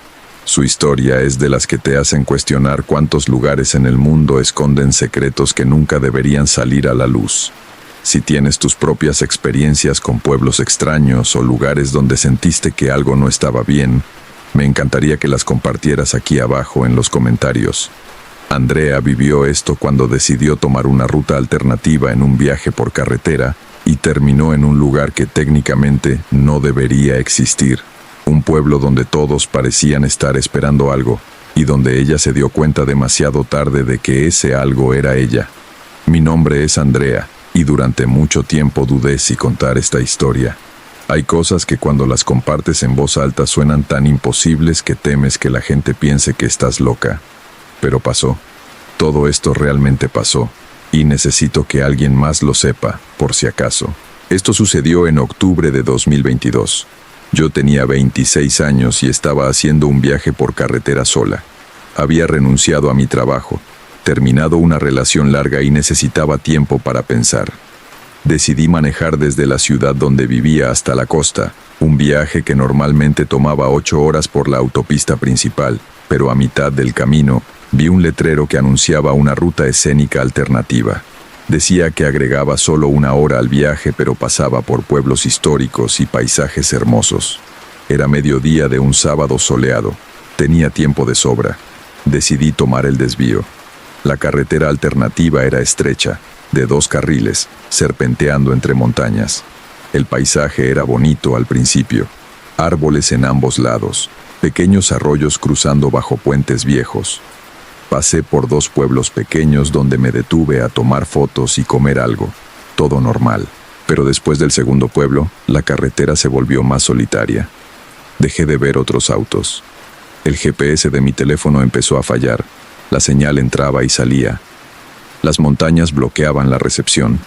Seguí manejando, confiando en que la carretera eventualmente me llevaría de regreso a la ruta principal. Pero después de 1 hora, empecé a preocuparme. No había visto ningún letrero indicando distancias o pueblos cercanos. No había pasado ningún auto en ninguna dirección. Era como si estuviera completamente sola en esa carretera. Entonces, al doblar una curva cerrada, lo vi. Un pueblo. Apareció de repente, como si alguien lo hubiera colocado ahí mientras no miraba. Estaba en un valle pequeño rodeado de montañas. Podía ver una calle principal con edificios de 2 pisos, una iglesia con campanario, algunas casas dispersas. Había autos estacionados, gente caminando, señales de vida. Me sentí aliviada. Podría preguntar por direcciones, tal vez cargar gasolina. Mi tanque estaba bajando y no quería quedarme varada. Bajé por la carretera que llevaba al pueblo. Había un letrero de madera viejo y desgastado que decía: «Bienvenidos a San Ezequiel, población 247». El nombre no me sonaba familiar, pero eso no significaba nada. Había cientos de pueblos pequeños en esta región que yo nunca había visitado. Entré al pueblo manejando despacio. La calle principal era pavimento viejo y agrietado. Los edificios eran antiguos pero bien mantenidos. Había una tienda general, una farmacia, lo que parecía ser un pequeño restaurante, y la iglesia al final de la calle. Todo se veía como sacado de otra época, años 50 o 60 quizás. Lo primero que noté fue el silencio. Aunque había gente en la calle, no se escuchaba ningún ruido, ni conversaciones, ni música, ni el sonido normal de un pueblo funcionando. Solo silencio. Lo segundo que noté fue que todos me miraban, no de forma sutil. Me miraban directamente, abiertamente. Había una mujer barriendo la entrada de la tienda general que dejó de barrer y se quedó inmóvil mirándome pasar. Un hombre sacando cajas de una camioneta dejó lo que estaba haciendo para observarme. Un grupo de niños jugando en la acera se detuvieron y me siguieron con la vista. Era inquietante, pero traté de no pensar demasiado en ello. Pueblos pequeños, pensé. La gente se sorprende cuando llegan forasteros. Me estacioné frente a la tienda general. Cuando bajé del auto, la sensación de ser observada se intensificó. Podía sentir docenas de ojos sobre mí aunque tratara de no mirar directamente a nadie. Entré a la tienda. Una campanilla sobre la puerta sonó, aguda y clara en el silencio. El interior era como una cápsula del tiempo. Anaqueles de madera oscura, un mostrador antiguo con una caja registradora que parecía de los años 40, productos empacados en diseños que ya no se usaban. Detrás del mostrador había un hombre mayor, de unos 70 años, con overol y camisa de franela. Me miró sin expresión. «Buenas tardes», dije, tratando de sonar amigable. «Disculpe, estoy un poco perdida. ¿Podría decirme cómo llegar de regreso a la autopista principal?» Él no respondió inmediatamente. Solo me miró, evaluándome con ojos grises y fríos. Finalmente habló. «¿De dónde vienes?» «De la ciudad. Tomé la ruta escénica y creo que me desvié». «¿Cuánto tiempo llevas manejando?» «Unas 3 horas desde el último pueblo». Algo cambió en su expresión, una especie de reconocimiento, o quizás satisfacción. «Entonces llegaste justo a tiempo». «¿Perdón?» «Hoy es sábado, día de servicio. Te esperábamos». Un escalofrío me recorrió la espalda. «No entiendo. Yo solo necesito direcciones. Primero el servicio, luego te indicamos el camino». Se inclinó sobre el mostrador. «Son las reglas. Todos los que llegan en sábado deben asistir al servicio. Yo solo pasaba por aquí. No sabía que existía este pueblo». Nadie lo sabe hasta que llegan.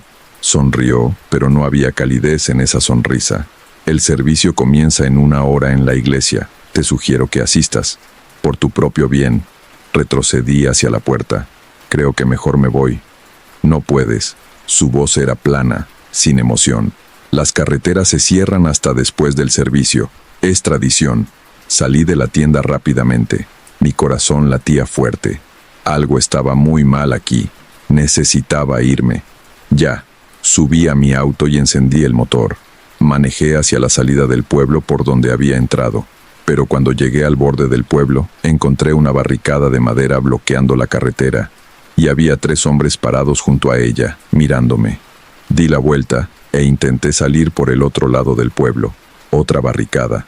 Más gente observando. Estaba atrapada.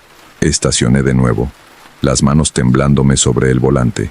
Revisé mi teléfono. Sin señal.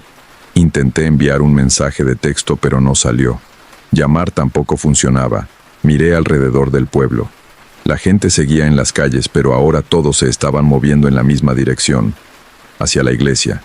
Caminaban lentamente, deliberadamente, todos con la misma expresión vacía en sus rostros. Decidí quedarme en el auto. Cerré las puertas con seguro y esperé. Tal vez cuando terminara su servicio o lo que fuera, quitarían las barricadas y podría irme. Pero después de unos minutos, alguien tocó en mi ventana. Una mujer de mediana edad con un vestido floreado de estilo antiguo. Sonreía, pero sus ojos estaban muertos. «Es hora», dijo. «Debes ir a la iglesia». «No quiero. Déjenme ir.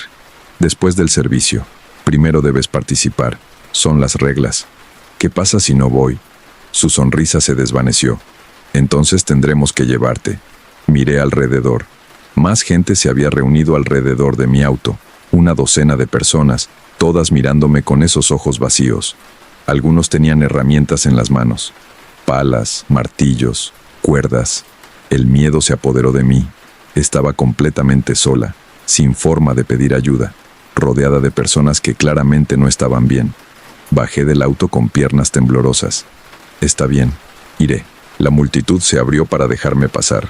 Me escoltaron hacia la iglesia, caminando en silencio a mi alrededor como guardias. Podía sentir sus miradas sobre mí, pesadas e insistentes. La iglesia era un edificio viejo de piedra gris con un campanario alto. Las puertas de madera estaban abiertas. Adentro, podía ver que los bancos estaban llenos de gente. Todos sentados en perfecto silencio, todos mirando hacia el altar. Me llevaron adentro y me sentaron en el primer banco. Delante de mí, el altar estaba decorado de forma extraña. No había cruz. En su lugar, había un círculo grande pintado en la pared, negro con bordes rojos. Dentro del círculo había letras que no reconocí, en algún alfabeto antiguo. Y debajo del círculo había una mesa con objetos, velas negras, un cáliz de metal oscuro y algo que parecía ser un libro muy antiguo con tapas de cuero agrietado. Un hombre salió de una puerta lateral. Era mayor, tal vez de 80 años, vestido con túnica negra. Caminó hasta el altar con pasos lentos pero seguros. «Hermanos y hermanas», dijo con voz sorprendentemente fuerte, «hoy es un día bendito. Una visitante ha llegado, como fue profetizado, como siempre sucede». Todos en la iglesia giraron para mirarme, cientos de ojos fijos en mí. Quise gritar, pero mi voz no salió. «San Ezequiel nos enseñó», continuó el hombre, «que este pueblo existe fuera del mundo normal, que somos protegidos y bendecidos mientras sigamos las tradiciones, mientras ofrezcamos lo que se nos pide». Abrió el libro antiguo. Las páginas crujieron. Empezó a leer en ese idioma extraño que no entendía. Las palabras sonaban ásperas, dolorosas al oído. Las velas negras se encendieron solas. El círculo en la pared comenzó a brillar con una luz roja pulsante. «Cada ciclo», dijo el hombre, «debemos renovar nuestro pacto. Cada ciclo, el camino trae a alguien que renueva nuestro acuerdo, alguien que nos permite seguir existiendo fuera del tiempo, protegidos, eternos». Entendí entonces lo que estaba pasando. Yo era la ofrenda, la renovación del pacto que mencionaba. Sea lo que fuera con lo que este pueblo hubiera hecho un acuerdo, lo renovaban con personas como yo. Personas que se desviaban por error, que tomaban la carretera equivocada, que llegaban sin saber lo que les esperaba. Me puse de pie. No, no van a hacerme nada. La congregación se puso de pie como una sola entidad. Se movieron para bloquear las salidas. Sus rostros seguían vacíos, pero había algo debajo de esa vacuidad. Algo oscuro y hambriento. No puedes huir, dijo el hombre del altar. El pueblo decide. El pueblo siempre decide. Corrí hacia la puerta lateral por donde él había entrado. Nadie me detuvo. Atravesé un pasillo estrecho, bajé unas escaleras y terminé en lo que parecía ser una cripta bajo la iglesia. Era un espacio grande con techo bajo, iluminado por velas, y las paredes estaban cubiertas con fotografías, cientos de ellas. Fotos en blanco y negro, en color, algunas nuevas, algunas viejas, todas de personas diferentes, hombres, mujeres, jóvenes, viejos. Y debajo de cada foto había fechas. Las más antiguas eran de los años 30, las más recientes eran de hace pocos meses.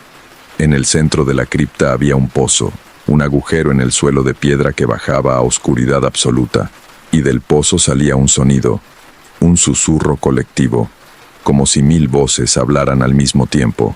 Las fotografías eran todas las personas que habían llegado a este pueblo a lo largo de las décadas, todas las que habían renovado el pacto, y de alguna forma, todas estaban ahí abajo, en el pozo, atrapadas. Escuché pasos en las escaleras. La congregación venía por mí. Busqué desesperadamente otra salida. Había una puerta pequeña al fondo de la cripta. Corrí hacia ella, la abrí, y encontré un túnel. Un pasaje subterráneo que olía a tierra húmeda y algo podrido. No tenía opción. Entré al túnel. Era estrecho y bajo. Tuve que agacharme para avanzar. La oscuridad era casi total. Usé la luz de mi teléfono aunque seguía sin señal. El túnel parecía interminable. Podía oír voces detrás de mí. Gritos. Me llamaban. Andrea, vuelve. No puedes escapar. El pueblo siempre recupera lo que es suyo. Seguí corriendo, tropezando, las paredes del túnel raspándome los brazos. Mis pulmones ardían, pero no podía detenerme. Después de lo que pareció una eternidad, vi luz adelante. El túnel terminaba en una abertura que daba al bosque fuera del pueblo. Salí, aspirando aire fresco, mirando alrededor tratando de orientarme. Estaba en la ladera de una montaña, sobre el pueblo. Podía verlo abajo en el valle, la iglesia, las calles, los edificios, y podía ver a la gente saliendo de la iglesia, buscándome. Empecé a subir la montaña, alejándome del pueblo.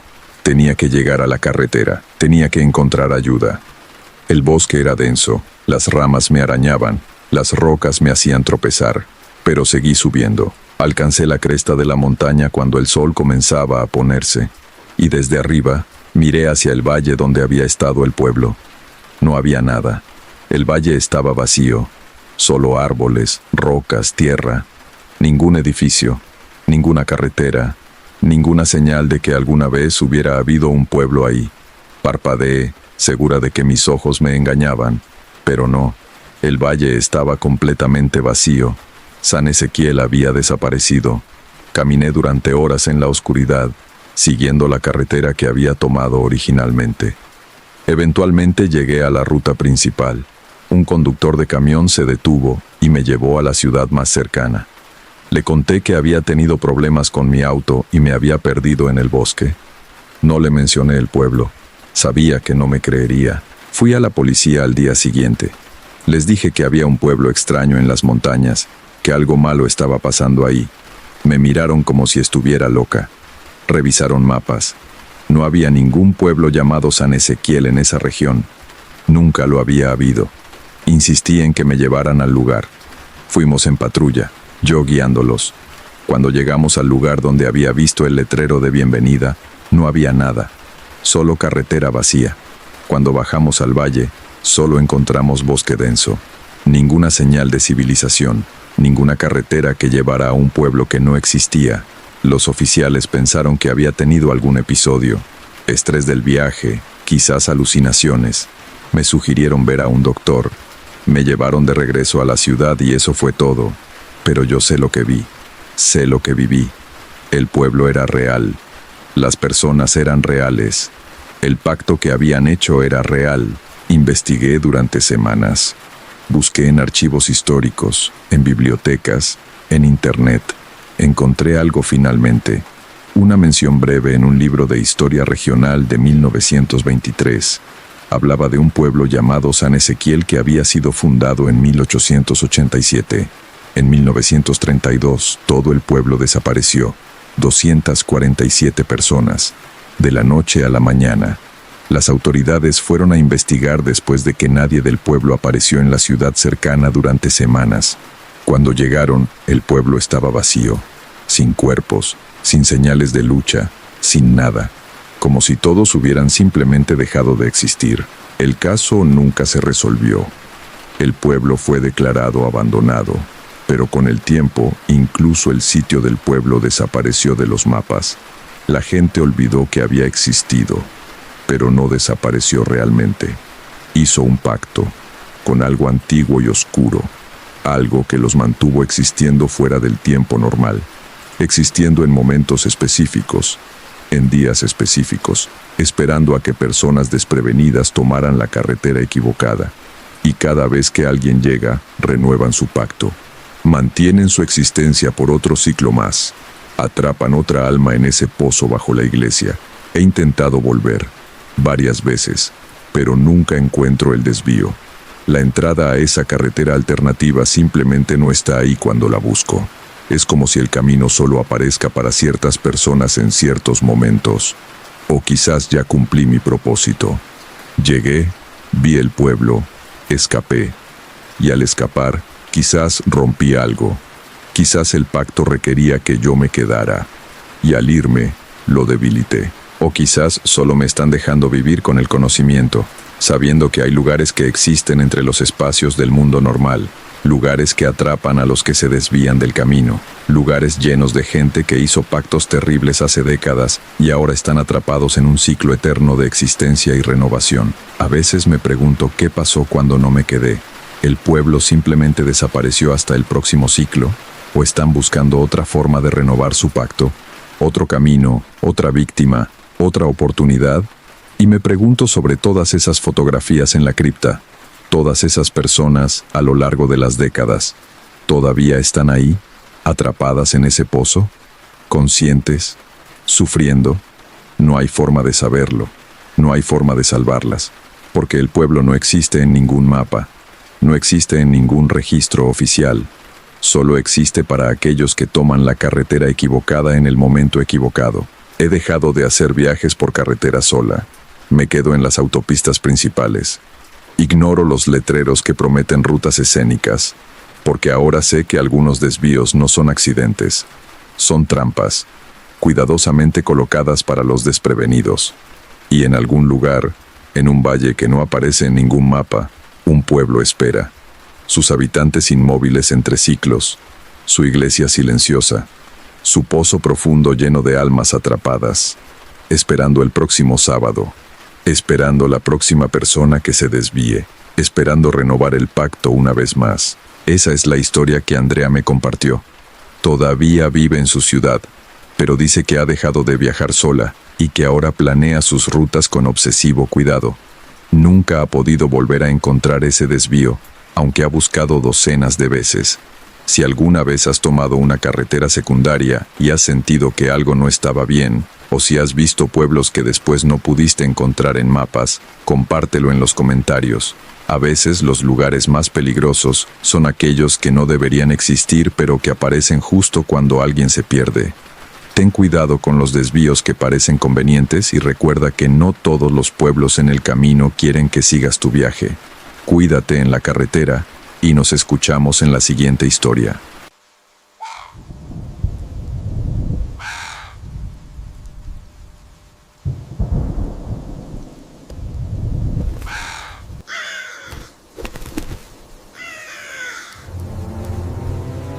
Recibí esta historia de un seguidor llamado Mateo, que vive en un pueblo pequeño de los Andes peruanos.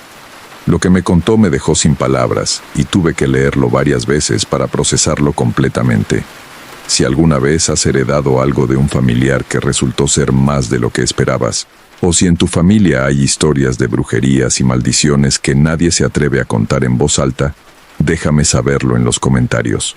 Me encanta conocer estas experiencias que pasan de generación en generación. Ahora, prepárate para escuchar lo que le sucedió a Mateo cuando su tía abuela murió y le dejó algo que cambiaría su vida para siempre. Mi tía abuela Sebastiana era la persona más temida del pueblo, no porque fuera cruel o violenta, sino porque todos sabían lo que era: una bruja.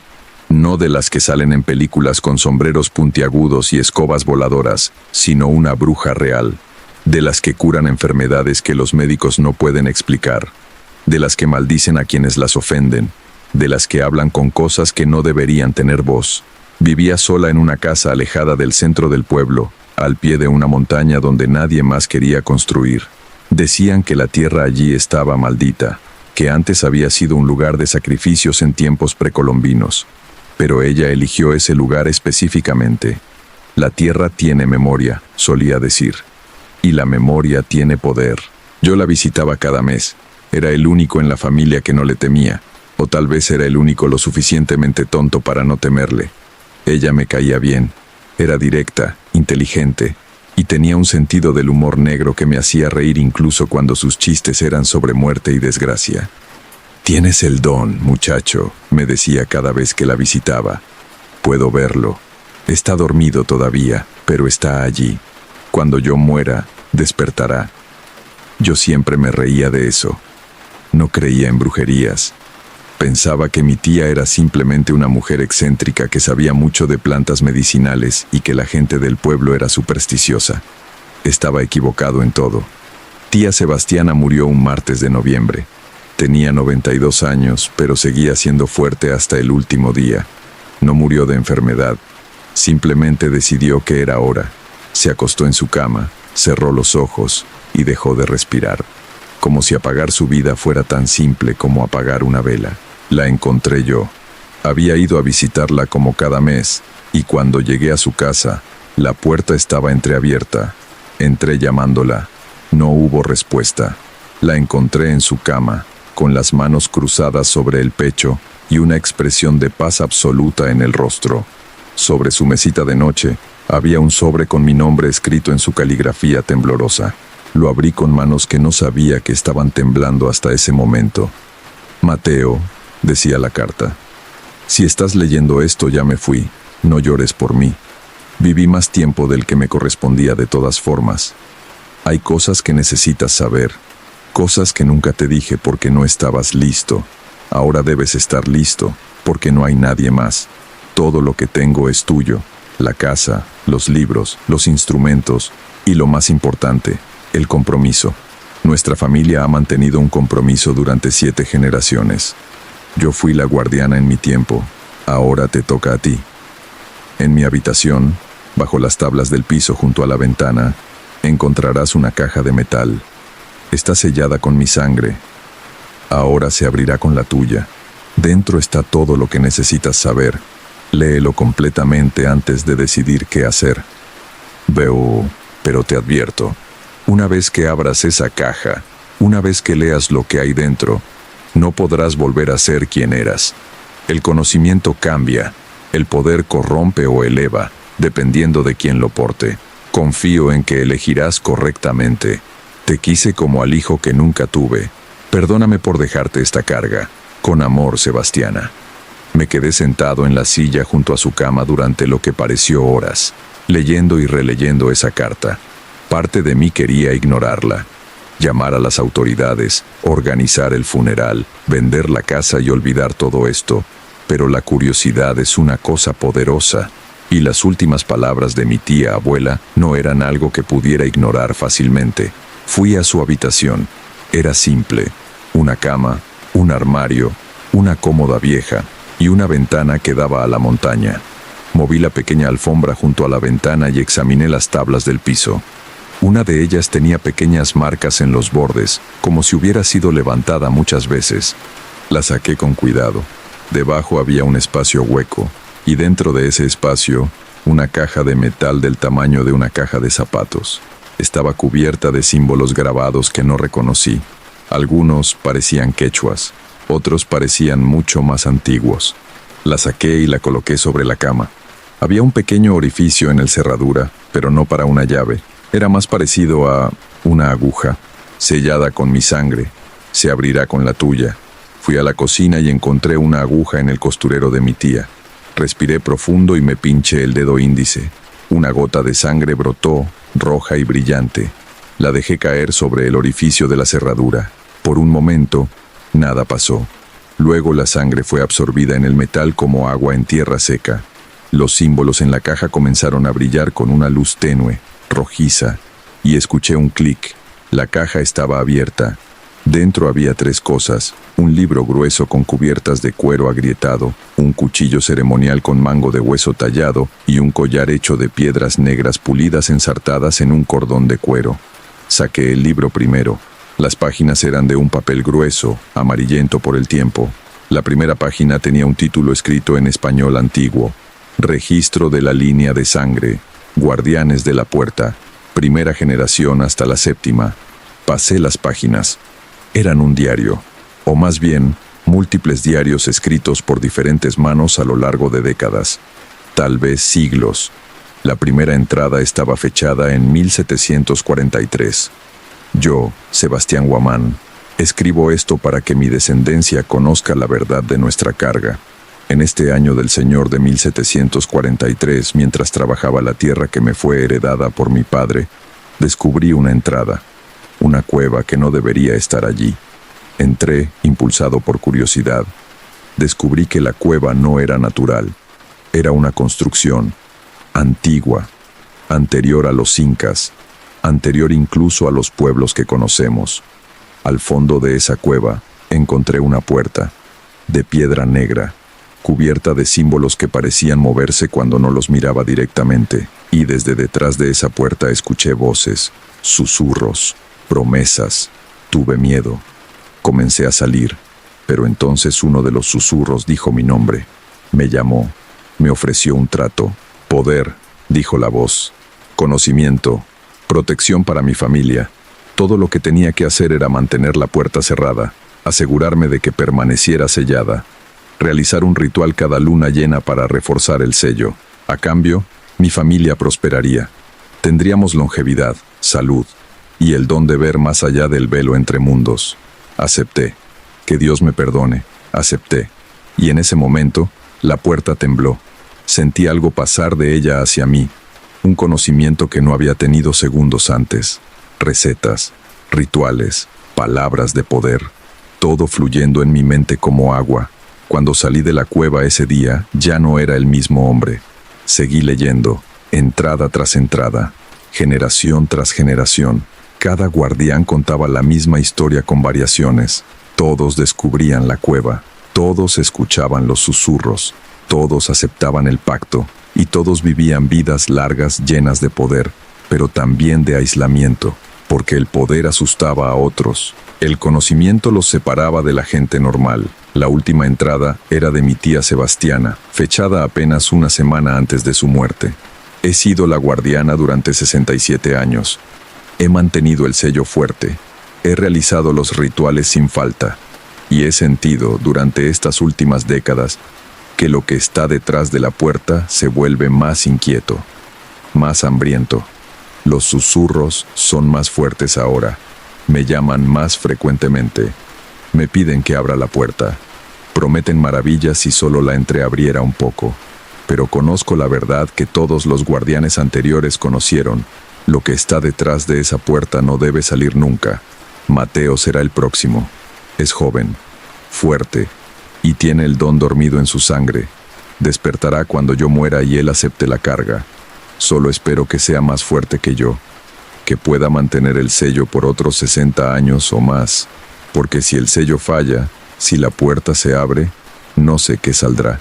Los antiguos guardianes escribieron advertencias, hablaron de sombras que caminan, de hambre que nunca sacia, de un vacío que consume. No puedo permitir que eso suceda mientras viva. Y cuando muera, confío en que Mateo no lo permitirá tampoco, que la montaña nos proteja a todos. Cerré el libro con manos temblorosas. Esto no podía ser real. Era delirio, la fantasía de una anciana solitaria que había perdido contacto con la realidad. Pero entonces recordé el brillo de los símbolos en la caja, la forma en que absorbió mi sangre, y recordé algo más. Cada guardián de la línea había vivido más de 90 años, todos ellos, en un tiempo cuando la esperanza de vida era mucho menor, y mi tía Sebastiana nunca había estado enferma, nunca, ni un resfriado, hasta el día que decidió morir.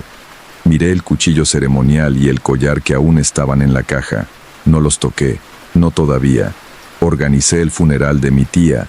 Vino poca gente, algunos vecinos que la respetaban por sus curaciones, algunos que venían más por miedo que por respeto, asegurándose de que realmente estuviera muerta. El sacerdote del pueblo se negó a oficiar, así que tuvimos una ceremonia simple en el cementerio. Durante todo el funeral sentí algo extraño, una presión en la base de mi cráneo, como si algo intentara entrar en mi cabeza, y susurros, tan bajos que no estaba seguro de si eran reales o imaginados. Guardián, nuevo guardián, ven, conoce, acepta. Esa noche no pude dormir.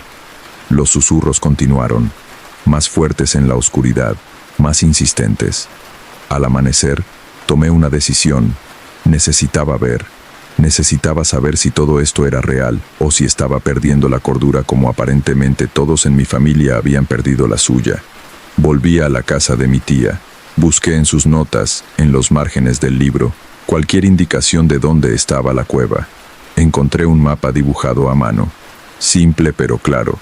La cueva estaba a 2 kilómetros de la casa, subiendo por la montaña, escondida detrás de un grupo de rocas que formaban una formación particular. Tomé el cuchillo y el collar de la caja. No sabía por qué. Instinto, supongo, o tal vez los susurros me estaban guiando ya. La caminata fue difícil. El terreno era rocoso e inclinado, pero después de una hora, encontré la formación de rocas descrita en el mapa, y detrás de ellas, oculta entre la vegetación espesa, estaba la entrada. Era pequeña. Tendría que agacharme para entrar. La entrada estaba cubierta de enredaderas que parecían haber crecido allí intencionalmente, ocultándola de cualquiera que pasara cerca. Las aparté y entré. El aire adentro era frío, mucho más frío de lo que debería ser. Mi aliento se condensaba en nubes blancas frente a mi rostro. Saqué mi teléfono y usé la linterna para iluminar el camino.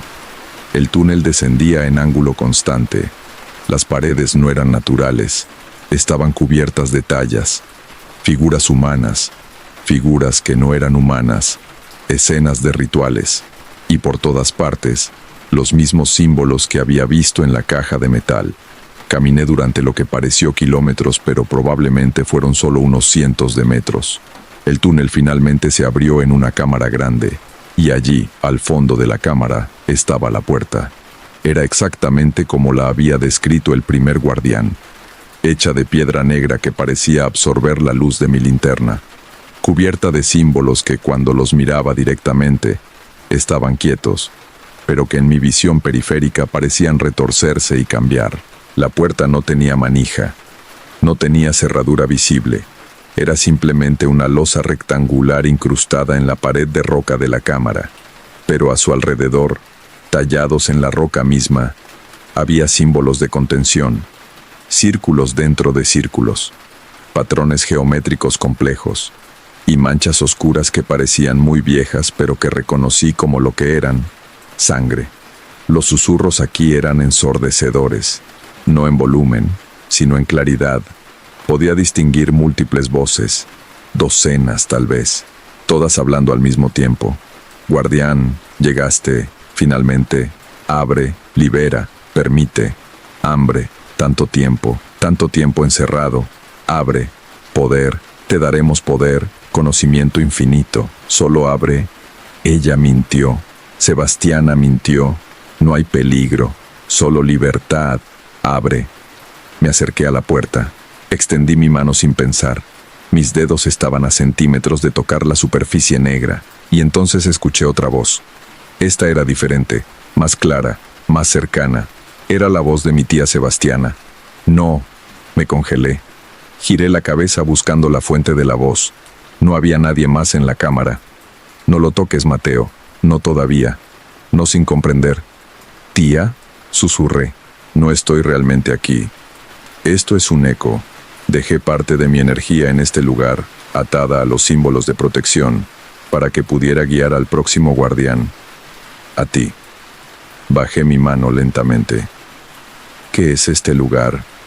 ¿Qué está detrás de la puerta? Algo antiguo, respondió el eco de mi tía. Algo de antes del tiempo. Los pueblos que vivían aquí antes de los incas lo encontraron, lo atraparon, lo sellaron, porque entendieron que si lo dejaban libre, consumiría todo. No es malo en el sentido que entendemos la maldad, es hambre, hambre pura, vacío que busca llenarse consumiendo existencia misma.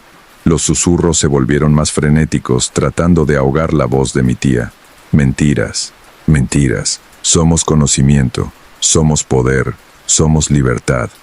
No los escuches, advirtió el eco de Sebastiana. Mentirán, ofrecerán, prometerán, pero todo es engaño. Nuestro linaje ha mantenido esta puerta cerrada durante 7 generaciones, porque sabemos la verdad. Uno de los primeros guardianes, el tercero creo, debilitó el sello intencionalmente. Quería ver qué pasaría. Quería probar el poder prometido. ¿Qué pasó?, pregunté, aunque parte de mí no quería saber. Una rendija se abrió, solo una rendija del ancho de un dedo, y algo salió, una sombra, pequeña al principio, pero creció, se alimentó, mató a 17 personas en el pueblo antes de que el guardián pudiera resellarla. Tardó 3 meses en hacer el ritual de contención, y esas 17 personas no solo murieron, dejaron de haber existido. Sus familias los olvidaron. No hubo tumbas, no hubo duelo. Simplemente dejaron de ser. Sentí que mi sangre se helaba más que por el frío de la cueva. ¿Y qué debo hacer? Mantener el sello, como yo lo hice, como todos los guardianes lo hicieron. Cada luna llena, debes venir aquí, debes cortar tu palma con el cuchillo ceremonial, debes dejar que tu sangre caiga sobre los símbolos de contención y debes recitar las palabras de poder que ahora viven en tu mente. Tenía razón, podía sentir las palabras, en un idioma que no conocía pero que de alguna manera podía leer en mi mente como si siempre hubieran estado allí. El collar, continuó la voz de mi tía, te protege de la influencia directa de lo que está detrás de la puerta. Úsalo siempre que vengas aquí. Sin él, los susurros pueden volverte loco. Pueden hacerte creer que abrir es lo correcto. Saqué el collar de mi bolsillo y me lo puse. En el momento en que tocó mi pecho, los susurros se silenciaron parcialmente. Todavía podía escucharlos, pero eran distantes ahora, menos convincentes. ¿Y si me niego?, pregunté. ¿Y si simplemente me voy y nunca regreso? El silencio que siguió fue pesado. Entonces el sello se debilitará. Sin la sangre de un guardián para reforzarlo cada mes, los símbolos perderán poder. Tomaría tiempo, años tal vez, pero eventualmente la puerta se abriría sola y nadie estaría allí para contener lo que salga. ¿Por qué yo? ¿Por qué nuestra familia? Porque el primer guardián aceptó, y con su aceptación ató su línea de sangre al pacto. Solo nuestra sangre puede mantener el sello. Solo nuestra sangre es reconocida por los símbolos antiguos. Si quisieras transferir esta carga a otro, tendrías que romper la línea. Y romper la línea significaría romper el sello. Era una trampa perfecta, una prisión hereditaria. Lo siento, Mateo, dijo el eco de mi tía, su voz desvaneciéndose. Siento que esto caiga sobre ti, pero no hay nadie más. Eres el último de nuestra línea. Si tú no lo haces, nadie lo hará. Y entonces su voz desapareció completamente. Me quedé solo en la cámara, solo yo, la puerta negra y los susurros que prometían poder si tan solo la abriera. Miré el cuchillo en mi mano, miré los símbolos de contención alrededor de la puerta y tomé mi decisión. Corté mi palma, no profundamente pero lo suficiente para que la sangre fluyera. Caminé alrededor de la puerta, dejando que gotas de sangre cayeran sobre cada símbolo de contención en secuencia. Mientras lo hacía, recité las palabras de poder que ahora vivían en mi mente. Palabras que no eran español, quechua, ni ningún idioma que hubiera escuchado. pero mi boca las formaba perfectamente, como si hubiera nacido sabiendo cómo pronunciarlas. Los símbolos comenzaron a brillar, un rojo intenso que iluminaba toda la cámara. La puerta tembló, los susurros se volvieron gritos de rabia y frustración. No, traidor, guardián inútil, te arrepentirás. Cuando finalmente te debilites, cuando finalmente falles, serás el primero en ser consumido. Pero continué, completé el círculo, terminé las palabras, y el brillo se intensificó tanto que tuve que cerrar los ojos. Sentí una ola de energía pasar a través de mí, desde mi sangre derramada hacia los símbolos, desde los símbolos hacia la puerta, reforzando el sello. Cuando abrí los ojos, todo estaba en silencio. Los susurros habían cesado. Los símbolos brillaban suavemente con una luz rojiza que lentamente se desvanecía, y la puerta parecía más sólida de alguna manera, más real, más permanente. El ritual estaba completo. Salí de la cueva con piernas temblorosas. La luz del día me cegó después de la oscuridad de adentro. Me senté en una roca y envolví mi palma sangrante con un pañuelo. En ese momento sentí el cambio. El don del que mi tía había hablado. De repente podía ver cosas que antes no veía, auras alrededor de los seres vivos, energías en el aire, y podía sentir la puerta, siempre, como una presencia constante en el borde de mi conciencia. Sabía exactamente qué tan fuerte era el sello. Podía sentir cuando se debilitaba. Era el guardián ahora, en mi sangre, en mi mente, en mi destino. Han pasado 3 años desde entonces. Cada luna llena subo la montaña. Entro en la cueva, realizo el ritual, y los susurros siempre están allí, tratando de tentarme, ofreciéndome, prometiéndome, pero mantengo el sello fuerte. He aprendido más sobre el don.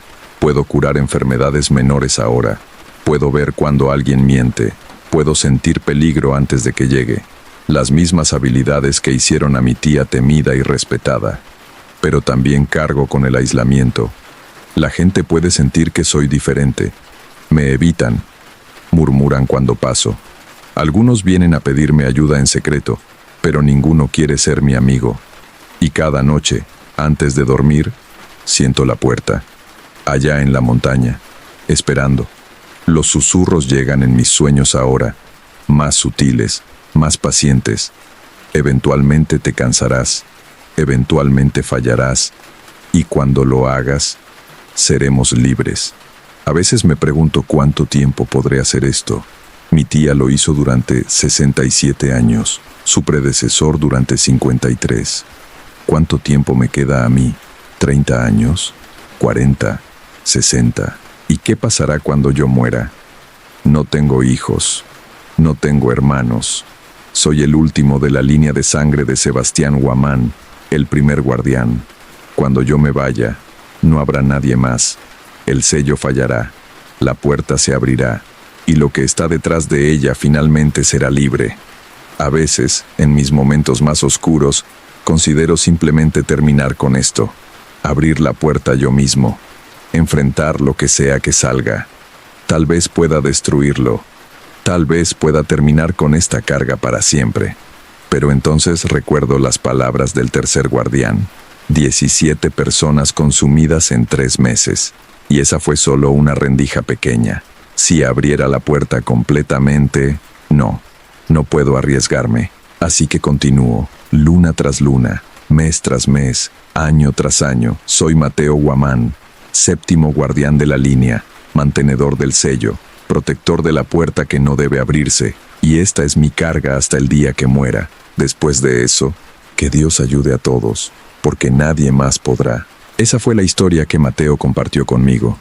Me dice que todavía sube cada luna llena a realizar el ritual, que el sello se mantiene fuerte, pero que el peso de saber que es el último de su línea lo consume lentamente.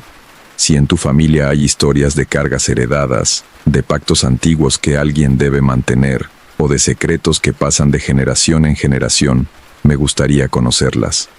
Escríbelas en los comentarios. A veces compartir el peso hace que sea más fácil de llevar.